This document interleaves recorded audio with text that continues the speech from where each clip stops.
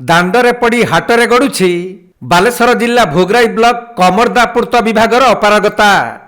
ସରକାରଙ୍କ ଉଦାସୀନତା ପାଇଁ ଘରୋଇ ମାଲିକାନାକୁ ହସ୍ତାନ୍ତର ହେବାକୁ ଯାଉଛି କମର୍ଦା ପୂର୍ତ୍ତ ବିଭାଗର 63 ଡିସମିଲ୍ ଜମି। ତେଣୁ ସରକାରୀ ସମ୍ପତ୍ତିର ସୁରକ୍ଷା ପାଇଁ କମର୍ଦା ଅଞ୍ଚଳର ସଚେତନ ନାଗରିକମାନେ ବର୍ତ୍ତମାନର ସରକାରଙ୍କୁ ନିବେଦନ କରିଛନ୍ତି। ଦଲିଲ କରି ନେଇ ଗଲେ କିନ୍ତୁ ପ୍ରଥମେ ଏ ଜାଗା तापर आम से जगह विषय जे एटा डाक बंगलार पूर्त विभाग थिला एटा गला किंती ए कथा आम स्वर्गत मनमत महंत थिले तांको पचारला बेलू से कहले सेते बेले आमर चेयरमैन डिस्ट्रिक्ट बोर्ड बोली गोटे थिला से कलेक्टर चेयरमैन डिस्ट्रिक्ट बोर्ड रो मालिक होउचंती कलेक्टर तेणु कलेक्टर नाम रे राधानाथ पैड़ा कतु 4/11/2040 मसीह कलेक्टर ना रे एटा दलिल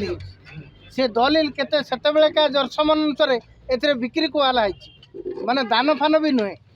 जे 55 टंका 2 आना रे एटा को से किनिचंती कलेक्टर जदि आगामी दिन रे आपनकर दाबी न रहउची सरकार न सुनुचंती तबे कोन करबे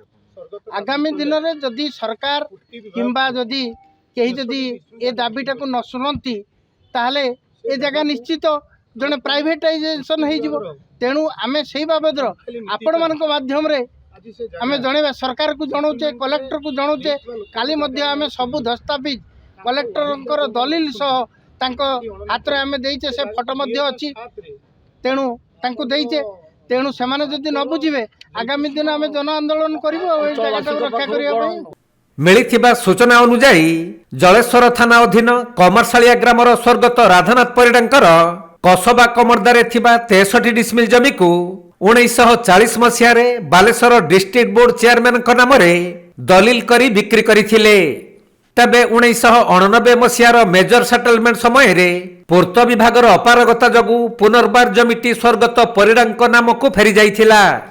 तेणु स्वर्गत परिडांक नाती और अणनाती माने उक्त जगह को 2007 मसीह जलेश्वर नाम्प गाँवर जयगोपाल दास को बिक्री कर देइथिले। किंतु जयगोपाल दास जगहटी को दखल करिबा बेले अंचलवासी माने विरोध करिबारु से फेरी जाई कोर्टर आश्रय नैथिले। परे पूर्त विभाग और अंचलर सचेतन नागरिक माने ए नै कोर्ट रे लड़ाई करिथिले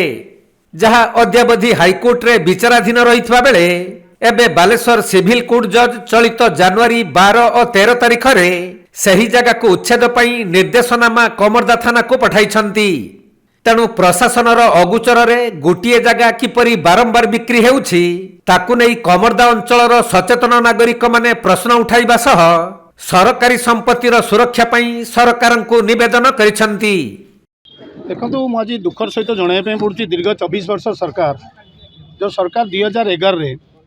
एडी स्थानीय जो माने अच्छी नेतृत्व नौकरी स्थानीय लोक मैंने 2011 रे एटा केस करते एटा गोटे जेन्युइन केस जोटी आपंकर माने सरकार पट्टा आज माने बिक्री कवला अच्छी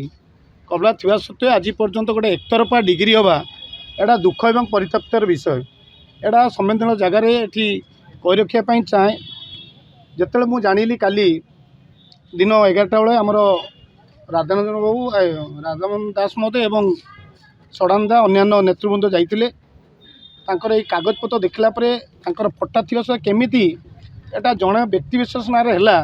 सेटा गोटे दुख एवं पर्तु विभाग कौन करूला से आपंकर जो सरकारी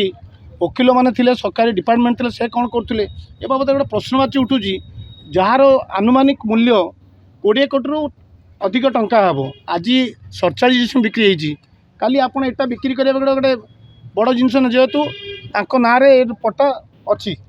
से मोर कहया कथा आज सरकार आम सरकारी दल थी आज मुझे धन्यवाद देवी आज मु काली कलेक्टर पाक जाइली कलेक्टर समस्त कागजपत्र नथिपत्र देखी से एडीएम रेवेन्यू को भी सांगे सांगे फरवर्ड करते एडीएम रेवेन्यू सांगे सांगे गवर्नमेंट जीपी जो भी कथा होते सांगे सांगे गवर्नमेंट जीपी आपणकर जे जलेश्वर अच्छा सरकारी वकिल अच्छा